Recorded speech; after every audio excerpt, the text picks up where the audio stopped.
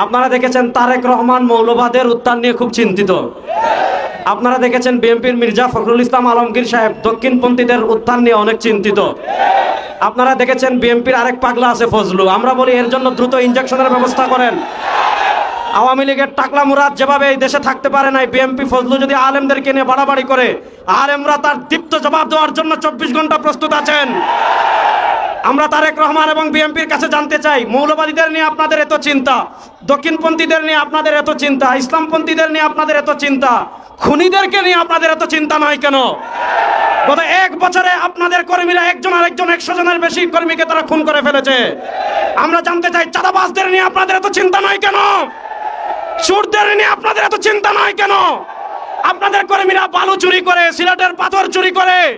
সুতরাং আপনারা মৌলবাদদের নিয়ে চিন্তা করতে হবে না, ইসলামী রাজনীতি নিয়ে চিন্তা করতে হবে না, চোর টাকা সন্ত্রাসদের নিয়ে চিন্তা করেন।